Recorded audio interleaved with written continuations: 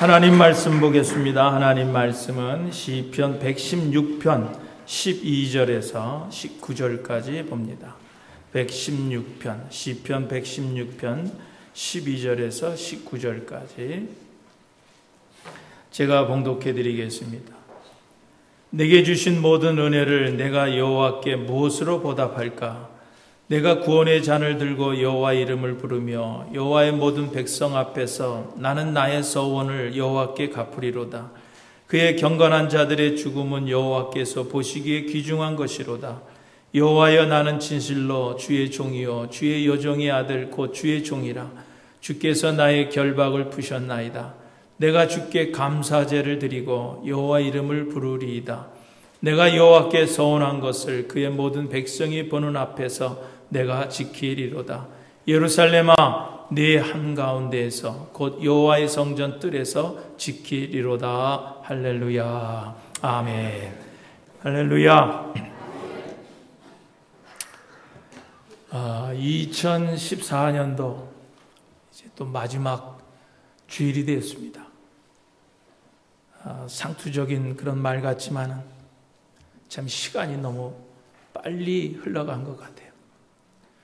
참 2014년도 새해 예배, 송구영신 예배, 신년 예배를 드린 것이 엊그제 같은데 벌써 이제 2014년도를 역사의 뒤안길로 이제 배웅해서 보내야 하는 그런 시간이 다 되었습니다. 이럴 때 많은 사람들이 하는 말이 있습니다. 유정의 미를 아름답게 장식하자. 유정의 미를 아름답게 마감하자 하는 그런 이야기들을 많이 합니다. 이 말은 끝을 아름답게 장식하자. 아름답게 장식하자 하는 그런 이야기일 거예요. 여러분, 인생이 다 그런 것 같아요. 처음에 화려하고 그 인생이 멋이 있어도 여러분 그 끝이 좋지 못하면요, 그 마지막이 좋지 못하면은 다 실패한 것과 같은 거예요. 그러나 아무리 시작이 보잘것 없었어도 힘들었어도 여러분 끝이 좋으면은요, 그 전체가 그 모든 것이 다 좋은 것과 같은 거예요. 그러니까 그래서 우리는 유종의 미를 아름답게 거두자 하는 그런 이야기를 많이 합니다. 그 이탈리아의 철학자면서 또 미학자면서 하는 그런 움베르토 에코라고 하는 사람이 그런 얘기를 했어요. 인류의 가장 위대한 발견은 시간이다. 그리고 인간만이 이 시간은 가장 가지고 있는 독특한 문화다. 그래서 인류의 가장 소중한 발견은, 위대한 발견은 시간이고 우리 인간만이 가지고 있는 거라는 거예요, 시간은. 그런데 그 시간을 잴 수 있는 것이 시계라고 하는 거죠. 그래서 우리는 시계를 바라보면서 시간의 흐름을 알 수 있다는 거예요. 시간의 흐름을 알 수 있는 것이 시계. 그리고 그 흐름, 시간의 흐름을 매듭짓게 한 것이 그게 달력이라는 거예요. 그래서 하루, 한 달, 1년. 그래서 그 매듭을 져주는 그것이 이제 달력이고, 그런 달력이 이렇게 1년, 10년, 100년 이렇게 만들어가는 것이 이제 세기라고 하나, 한 세기를 또 만들어가고, 그런 또 세기들이 또 연결이 돼서 또 역사를, 우리 인간의 역사를 만들어간다. 그렇게 그분이 이야기를 했어요. 저도 바느질을 한번 해보지 않았는데 군대 가서 바느질을 해봤어요. 군대 가서 군복을 입고 훈련을 하다 보면 왜 이렇게 단추가 자꾸 떨어지는지. 그래서 이렇게 보면 단추가 쭉 늘어져가지고 덜렁덜렁 거리다 보면 이 단추를 묶었던 그 실들이 이렇게 쭉 늘어나가지고 덜렁덜렁 거립니다. 그러면은 그 단추를 또 이렇게 다시 답니다. 바느질을 해서. 그런데 중요한 게 뭐냐면 마지막 단추를 달고서 중요한 게 뭐냐면 맨 끝에 매듭을 져놓는 거예요. 그래서 그 매듭을 져놓지 않으면은 그 단추는 또 좀 지나면은 헐렁헐렁 해서 쭉 단추가 또 늘어지는 거예요. 그래서 어떻게든지 그냥 바짝 매듭을 재려고 그냥 매듭을 이렇게 짓던 그런 생각이 납니다. 우리 친가 쪽이 이제 시골이었는데 그 할머니 댁에 이제 방학이 돼서 놀러 가고 뭐 하다 보면 가서 그 시골의 그 농촌 분들이 그 새끼 꼬는 것을 구경하는 적이 있습니다. 근데 새끼를 이렇게 꼬면은 열심히 새끼들을 꼬는 거예요. 침을 톡톡 뱉어가면서 그냥 열심히 그 새끼를 꼽니다. 그런 다음에 새끼를 참 밤늦도록 그 새끼를 꼰 다음에 제일 중요한 게 뭐냐고 하면 새끼 끝에 매듭을 짓는 거예요. 여러분 새끼 끝에 다 해놓고서 매듭을 젓지 않으면요 새끼줄이 다 풀리게 돼요. 그러니까 밤늦도록 수고한 그런 모든 노력이 이 새끼줄에 매듭 하나 이렇게 해놓지 않으면요 그냥 다 풀려버리게 돼 있는 거예요. 여러분 우리 시간도 마찬가지. 우리 시간도 마찬가지입니다. 매듭을 짓고 잘 마무리를 져야 하는 거예요. 그래야 그 매듭이 우리의 인생의 소중한 역사로 남게 되는 거예요. 그러니까 한 해의 매듭을 잘 져야 우리 인생의 소중한 역사로 남게 되는 겁니다. 그러면은 이제 2014년도 마지막 주일이 됐어요. 우리는 어떻게든지 2014년도를 매듭을 져야 되는 거예요. 그러면 이 2014년도 마지막 이 매듭을 우리가 어떻게 져야 될 것이냐 하는 거예요. 오늘 우리가 본문을 보면서 읽어봤지만은요, 우리에게 중요한 방향을 제시해 주는데 그것은 뭐냐고 한마디로 감사라고 하는 거예요. 감사로 매듭을 지으려는 거예요. 사랑하는 교회 여러분, 정말 올 한 해 감사하는 마음으로 2014년도라고 하는 이 역사를 잘 마감해서 여러분의 인생의 역사에 아름다운 한 페이지로 장식해 나가시기를 주님의 이름으로 축원드립니다. 그러면은 이 감사로 매듭을 짓는다는 것이 구체적으로 무엇을 말하는 것일까라고 하는 거예요. 어떻게 감사로 이 한 해를 매듭 지을 것인가? 그것은 인정해 주면 돼요. 인정하는 겁니다.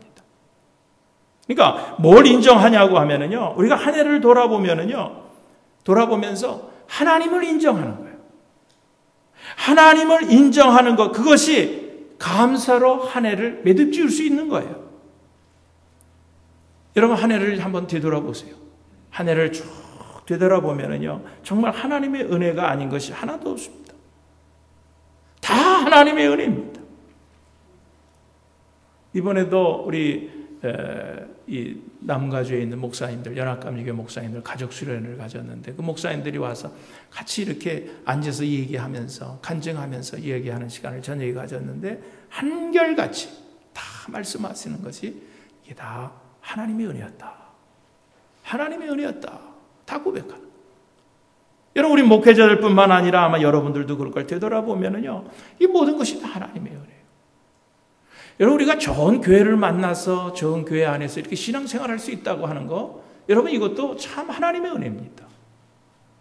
여러분은 어떻게 생각할지 모르지만 난 참 좋은 교회라고 생각해. 우리 교회가 아름다운 교회. 이것이 참 여기서 목회한다는 것은 하나님의 은혜로 생각을 합니다. 정말 하나님의 은혜예요. 여러분의 가정, 여러분 가족들을 이렇게 보세요. 여러분 우리가 가족과 함께 같이 살고 있다는 것이 여러분 이게 얼마나 하나님의 은혜입니까? 우리에게 좋은 이웃이 있다고 하는 것, 이것이 얼마나 하나님의 큰 은혜예요. 여러분 좋은 교우인들과 같이 더불어서 같이 신앙생활할 수 있다고 하는 것, 사랑하고 있다고 하는 것이 여러분 이것이 얼마나 큰 하나님의 은혜입니까? 그럼 하나님의 은혜 아니에요?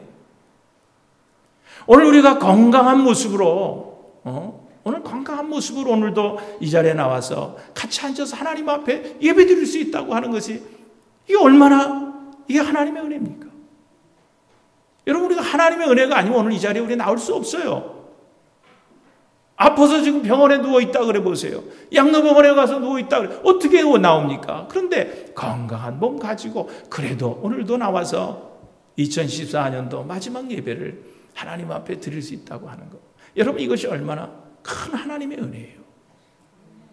여러분 우리가 참 가난하다 해더라도요, 참 우리 한국 찢어지게 가난했던 그런 시대에 보다 더 가난합니까? 없어도 여러분 그때보다 우리가 참 없이 살고 있습니까? 참 미국에 와서 산다는 것이 얼마나 큰 축복인지 몰라요. 우리의 의식주 문제 걱정하고 사는 사람 별로 없어요. 그래도 그저 일용할 양식, 먹을 거 입을 거, 그저 그래도 조그만 집이라도 방이라도 있어서 지낼 수 있다고 하는 거. 여러분 이것이 얼마나 큰 하나님의 은혜예요. 바로 이런 하나님의 은혜를 깨닫고 그 하나님의 은혜를 인정하는 것, 그것이 올 한 해 감사로 매듭 지을 수 있다는 거예요. 그런 마음을 가지고 지낼 수 있다고 하면은요, 우리는 오늘 감사로 매듭을 지을 수 있습니다. 하나님을 인정하는 것뿐만 아니라요, 우리가 한 해를 되돌아보면은요, 우리 서로를 인정할 수밖에 없어요. 그래서 우리 서로를 인정해 주는 것, 그것이 감사로 한 해를 매듭 지을 수 있는 거예요. 여러분, 우리가 살면서 혼자 할 수 있는 일이 얼마나 있어요? 여러분, 독불장군식으로 혼자 할 수 있는 일은 하나도 없어요. 별로 없습니다. 서로 도와야 할 수 있는 거예요. 부부간에도 아내의 도움이 있어야 되는 거고요. 남편의 도움이 있어야 되는 거예요. 가족들의 도움이 있어야 되는 거예요. 그렇게 해야 살 수가 있는 겁니다. 목회도 마찬가지. 독불장군식으로 내가 목회하는 거 아니에요. 여러분들의 도움이 있었기 때문에 우리가 함께, 나도 그렇고 여러분도 그렇고 같이 신앙생활할 수 있는 겁니다. 사업하는 분들도 마찬가지예요. 자신이 뭐 좋은 아이디어를 가지고 열심히 뛰었다고 되는 것이 아니에요. 거기에 고객들과 이웃들과 같이 일할 수 있는 동료의 도움이 없었다고 하면은요, 우리가 하나도 먹고 살 수가 없는 거예요. 이런 사실들을 인정하는 것, 그것이 감사로 매듭 지으면서 올 한 해를 마감할 수 있는 거예요. 여러분, 한 예로 식당 같은 데를 한번 생각해 보세요. 그 방송에서도 그 식당, 맛있는 식당을 찾아가서 어떻게 그 음식을 맛있게 만드는가 하는 것을 보여주는 그런 프로그램들이 많이 있더라고요. 그래서 그런 것을 이제 가끔 이렇게 보면은요, 참 식당 주인들이 노력을 많이 하더라고요.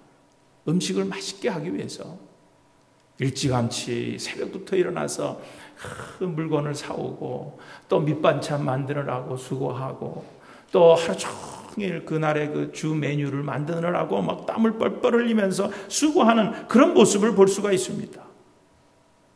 그렇다고 그 주인이 그 온 손님들에게 내가 이렇게 새벽부터 또 이 음식을 이렇게 맛있게 만들라고 수고했으니까 당신들 내게 감사하고 먹으십시오. 여러분, 그럴 수 있습니까? 물론 새벽부터 열심히 수고를 했어요. 그 주인이, 식당 주인이.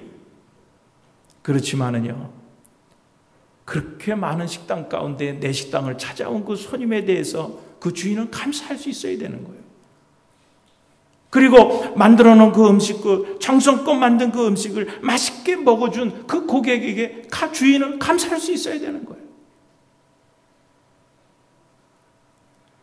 여러분, 반대로 또 식당을 찾아온 손님들이 내가 당신 식당을, 많은 식당 가운데 당신 식당을 찾아줬으니까 나에게 감사해요. 내가 당신이 만든 음식 내가 내 돈 주고 사 먹었으니까 당신은 나한테 감사해요. 이렇게 생각할 수도 있어요. 그러나 내가 스스로 이 식당을 찾아왔고 내 돈 내고 내가 이 음식을 사 먹었지만, 여러분, 그곳에 그 식당을 열어주신 거, 그 주인에게 감사해야 되는 거예요. 그리고 그 아침부터 그렇게 수고해서 맛있게 음식을 만들어서 내가 그런 맛있게 음식을 먹을 수 있은 것에 대해서 우리는 주인에게 또 그 고객들은 감사를 해야 하는 거예요.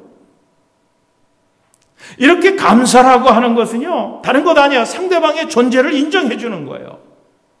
여러분이 감사라고 하는 것은 이렇게 상대방의 수고를 인정해 주는 것입니다. 그래서 감사하는 분들의 마음속에는 항상 다 당신 덕택입니다. 다 당신 덕분입니다라고 그렇게 말들을 하게 되는 거예요. 우리도 한번 따라서 하십시다. 모두가 다 하나님의 은혜입니다. 모두가 다 당신 덕분입니다. 아멘. 감사하는 사람은 이런 마음을, 자세를 가지고 있는 거예요. 다 하나님의 은혜죠. 다 다 당신 덕분입니다. 이래야지 내가 그렇게 수고해서 내가 이렇게 했는데 내가. 여러분, 그런 사람은 감사를 모르는 사람. 여러분, 감사를 모르는 사람은요, 인정해 줄 줄을 모릅니다. 오히려 상대방을 원망합니다. 그래서 이런 사람들은요, 다 당신 탓 때문에 그런, 다 당신 탓 때문에 그런. 내가 이렇게 된 것이 다 마누라 탓이고, 내가 이렇게 된 것이 다 당신 잘못 만나서 그렇게 됐다는 거예요. 이렇게 된 것이, 내가 이렇게 가난하게 사는 것이 부모 탓이고, 내가 이렇게 힘들어하는 것이 내 자식 탓이고, 내 탓이고, 당신들 탓이라는 거예요. 그러면서 소리를 지르는 거예요. 감사할 줄 모르는 사람. 감사할 줄 모르는 사람들은요, 불행한 사람들입니다. 우리 사랑하는 우리 시온교회 여러분들, 여러분 지금까지 은혜가 지내온 것이 다 하나님의 은혜라는 고백들이 여러분에게 있기를 주님의 이름으로 축원합니다. 지금까지 지내온 것 주의 크신 은혜라, 한이 없는 주의 사랑 어찌 이루 말하랴. 자나깨나 주의 손이 항상 살펴주시고, 모든 일을 주 안에서 형통하게 하시네. 하나님의 은혜 다 덕분입니다 라고 하는 생각을 가지고 올 한 해를 마감하면은 여러분들은 잘고 매듭을 잘 짓는 거예요. 그리고 두 번째로 믿는 겁니다. 여러분, 믿을 때 감사하고, 그리고 감사로 한 해를 매듭 지을 수 있는 거예요. 창세기 50장까지 있는데 37장에서부터 50장까지 가장 많은 부분을 요셉에 대해서 얘기를 해주고 있습니다. 여러분, 요셉에 대해서 우리가 잘 알 텐데, 요셉은요, 하여튼 이 밑바닥과 하늘을 내려갔다 올라간 사람이에요. 이 사람의 인생이 그렇게 살았던 거예요. 전반기에 보세요. 이 사람의 그 인생의 그 전반기를 보면은요, 사실 이 사람은, 이 요셉은요, 야곱이라고 하는 그런 아주 당대의 큰 부잣집에서 태어난 아들입니다. 그러니까 남부럽지 않게 참 부모님의 총애를 받으면서 살아갈 수 있는 그런 자녀예요. 그런데 어느 날 갑자기 형들의 그런 미움을 사서 애굽의 노예로 팔려가게 돼요. 부잣집에서 사랑만 받고 살던 요셉이 예고도 없이 준비도 없이 노예로 팔려가게 된 거예요. 노예 신세가 된 거예요.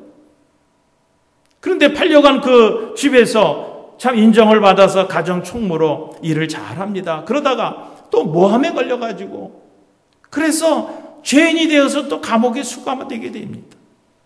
노예에서 또 절지에 죄수가 되는 거예요. 이제 언제 어떻게 처벌을 받게 될지 모르는 처지가 됐어요. 그런데 우리가 요셉의 생애를 가만히 보면은요, 참 요셉에게 훌륭한 점은 뭐냐고 하면은, 그 인생의 바닥까지 내려가는 그런 경험을 하는 그런 가운데서도 누구에게 원망하거나 불평하지 않았다는 거예요. 오히려 그런 바닥까지 내려가는 그런 상황 속에서도 그는 늘 감사를 잃지 않았다는 거예요. 마지막 그 형들을 만나는 장면을 여러분 잘 아실 거예요. 그 장면에서 요셉을 노예로 팔아버린 그 형들이 두려워가지고 지금 요셉 앞에서 머리도 못 들고 다 무서워하고 있습니다. 두려워하고 있습니다. 그럴 때 요셉이 형님들에게 뭐라 그럽니까? 형님들 두려워하지 마세요. 무서워하지 마세요. 오늘 우리가 이렇게 된 것이 다 형님들이 한 게 아니에요. 하나님께서 우리 가정을 지켜주시고 우리 민족을 살리시기 위해서 하나님이 이렇게 하신 거예요. 하나님이 하신 겁니다. 그러니까 무서워하지 마세요. 죄송스러울 것도 없어요. 두려워할 거 없어요. 그 형들에게 그렇게 고백하는 그런 모습을 볼 수가 있습니다. 여러분, 어떻게 요셉에게 이런 신앙이 있습니까? 어떻게 이런 어려운 상황 속에서도 견디고 이겨낼 수 있었습니까? 그것은 하나님께 대한 믿음 때문에 그랬어요. 어떤 믿음이에요? 노예로 끌려왔지만은 그 상황 속에서도 요셉이 믿는 것이 있었어요. 그것은 뭐예요? 하나님께서 나와 함께 계신다는 거예요. 하나님께서 나와 함께 계신다는 거예요. 죄수로 지금 옥에 갇혀 있지만은 그 옥 안에서도 요셉이 믿었던 것이 있어요. 그건 뭐예요? 하나님께서 이 옥 가운데서도 나와 함께 계신다는 거예요. 하나님이 함께 계신다. 그리고 그 함께 하시는 그 하나님께서 결국은 자기의 앞길을 선하게 여실 것이라고 믿었다고 하는 거예요. 그런 믿음이 밑바닥까지 떨어지는 그런 불행한 상황 속에서도 요셉은 감사를 잃지 않게 했다는 거예요. 여러분, 그렇습니다. 믿음이 어떤 상황 속에서도 감사하는 마음을 갖게 하는 거예요.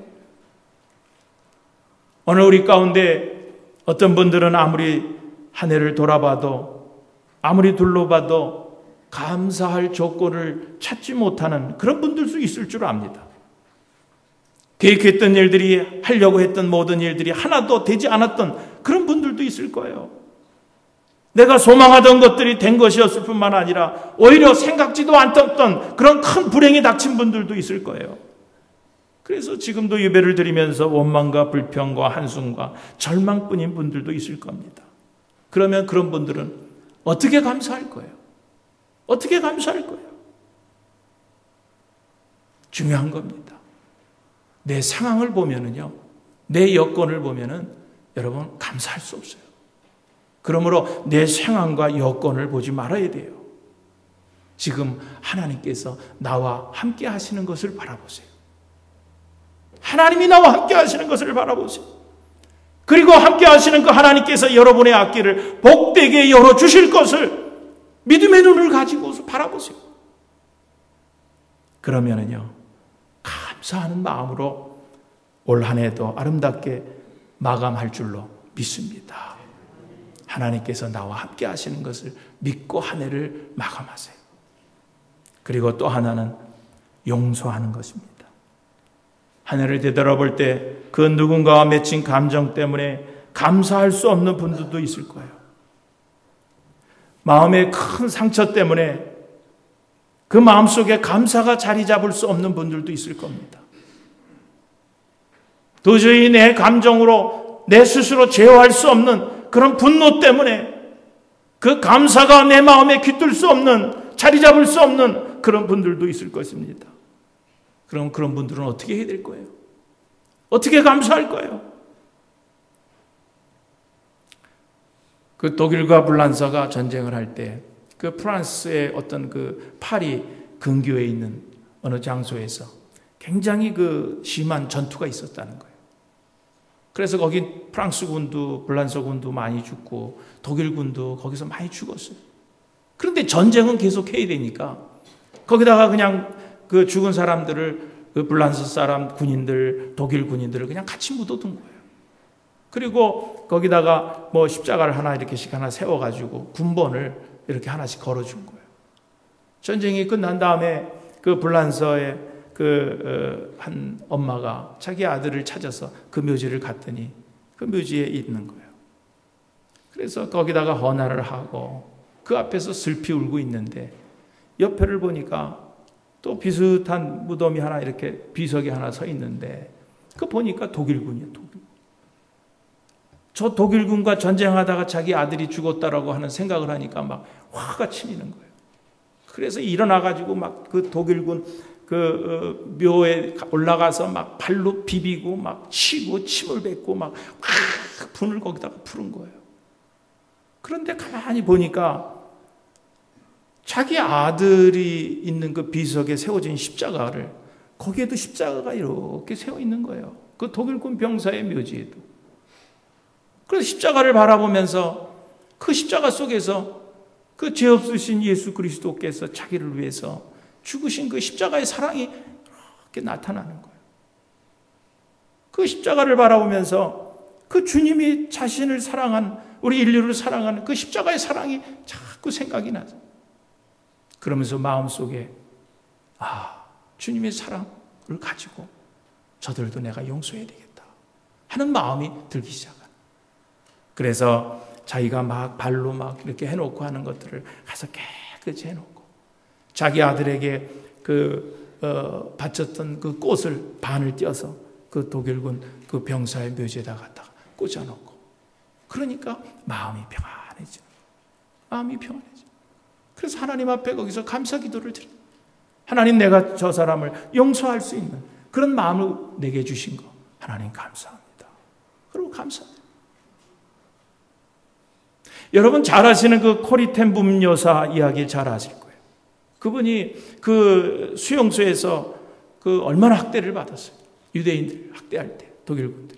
근데 그 자기들을 그렇게 학대한, 수용소에서 학대한 어떤 그 간수를 전쟁 후에 만날 수 있게 됐다는 거예요. 한번 만날 기회가 있었다는 거예요. 그때 그 코리 텐 붐 여사가 할 수 있는 유일한 일이 뭐냐고, 하나님, 난 저 사람을 절대로 용서할 수 없습니다. 하나님, 난 저 사람은 절대로 용서할 수 없습니다라고 솔직히 주님 앞에 그렇게 고백을 했다는 거예요. 그런데 자기 마음속에 자꾸 주님의 음성이 들려오는데, 용서해라, 용서해라, 용서하라는 음성이 자꾸 들리는 거예요. 그래서 다시 이 코리 텐 붐 여사가 자기 마음에 자꾸 용서하라는 마음이 있어. 그래서 다시 자기가 하나님 앞에 고백을 한 거예요. 하나님, 난 저 사람은 절대로 용서할 수 없습니다. 나는 용서할 마음이 생기질 않습니다. 이렇게 대답을 한 거예요. 그러자 주님이 다시 그 코리 텐 붐 여사에게, 난 너에게 용서할 마음이 있느냐고 묻는 것이 아니라 내가 용서하라고 하는 나의 명령에 네가 순종하겠느냐고 묻는 거다. 그런데 그 음성을 듣자마자 그녀가 자신의 감정과 의지와는 상관없이 두 팔을 내밀어서 그를 안는 순간 그를 용서할 수 있는 마음이 생기더라는 거죠.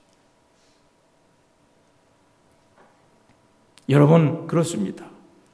용서예요, 용서. 용서입니다. 그런데 오늘 우리는요, 참 쉽게 용서할 수 없어요. 어떻게 쉽게 용서가 됩니까? 쉽게 용서할 수 없습니다. 그러나 저 십자가의 사랑으로만 용서할 수 있습니다. 저 주님의 십자가의 사랑을 바라보며 용서의 능력을 입을 때만 용서할 수 있는 거예요. 내 의지로 하는 일이 아니에요. 저 십자가를 바라보며 저 십자가를 통해서 내게 주시는 용서의 능력을 내가 받을 때 용서할 수 있는 겁니다. 여러분, 하나님 앞에 내가 저 사람을 용서할 수 없습니다. 기도라도 해보세요. 하나님, 난 저 사람을 절대로 난 용서할 수 없습니다. 기도하는 순간 여러분, 벌써 그 사람은 이미 용서할 마음을 덧입은 거예요. 기도해보세요. 사랑하는 교회 여러분, 우리를 힘들게 했던 사람들을 십자가의 사랑으로 용서하시기를 주님의 이름으로 축원드립니다. 내게 깊은 상처를 주었던 사람들을 십자가의 사랑으로 용서하시기를 바랍니다. 우리에게 치명적인 손해를 입혔던 사람들을 저 십자가의 사랑으로 용서하시기를 바랍니다. 그러면은 감사가 우리 마음에 넘쳐나는 거예요. 용서하는 순간 감사가 우리 마음속에서 강물처럼 흘러 넘치게 되는 거예요. 그러면은 올 한 해 이렇게 감사로 우리가 매듭을 지으면은 오늘 우리들에게는 어떤 변화들이 올까요? 어떤 변화들이 우리들에게 올까요? 여러분, 오늘 이런 감사가 있을 때 우리는 더욱더 주님께 가까이 갈 수 있는 변화가 오는 거예요. 다윗은 시편 65편 4절에서 그랬어요. 주께서 택하시고 가까이 오게 하사 주의 뜰에 살게 하신 사람은 복이 있나이다라고 그랬어요. 여러분, 다윗의 시를 보면은요, 다윗은 어떻게든지 좀 주님께 가까이 가고 싶었어요. 주님과 좀 가까이 가고 싶어 하는 마음이 얼마나 많이 있었는지 몰라요. 그래서 주님께 가까이 하는 자가 복이 있다 그런 거예요. 주님께 가까이 하는 자가 복이 있다 그런 거예요. 오늘 우리가 읽은 본문 말씀 17절, 18절에도 그랬어요. 내가 주께 감사제를 드리고 여호와 이름을 부르리이다. 내가 여호와께 서원한 것을 그의 모든 백성이 보는 앞에서 내가 지키리로다 그랬어요. 오늘 이 시편 이 시인은 감사하는 사람들이 여호와 하나님께 가까이 나갈 수 있다고 하는 것을 깨닫고 마음을 다짐하고 있는 거예요. 시편 100편에도 뭐라 그랬어요? 그 시편 100편은 감사의 시인데 감사함으로 그 성전에 들어간다고 그렇게 고백을 하고 있는 것을 알 수가 있습니다. 여러분, 그래요. 여러분, 이 감사라고 하는 것은 하나님과 우리 사이의 거리를 좁혀주는 거예요. 이 감사라고 하는 것은 우리 마음을 주님 곁에 있게 해주는 거예요.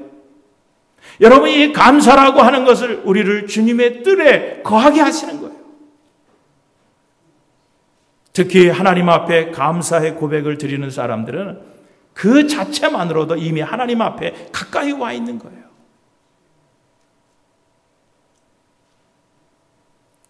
그리고 우리에게 이런 감사하는 마음이 있을 때 어떤 변화가 있냐고 하면은, 여러분, 인간관계가 아름다워지는 거예요. 감사가 있을 때. 여러분, 교회 일이라고 하는 것은 혼자 할 수 있는 일들이 거의 없어요. 모든 행사들을 할 때 보면은요, 혼자 못합니다. 같이 해야 돼요. 지난번 크리스마스 이브 특별 예배, 촛불 예배 드리는데도 이것저것 준비하는 일들이 얼마나 많이 있어요. 근데 그런 것들도 같이 하는. 끝나고 나면 치우는 일들이 더 많습니다. 많은 분들이 그 일을 같이 하는 거예요. 그러니까 교회 행사에 큰 행사를 하고 나면은요, 그 준비한 사람들은요, 항상 지쳐요. 또 어떤 때는요, 하고 나서도 낙심할 때가 많이 있습니다.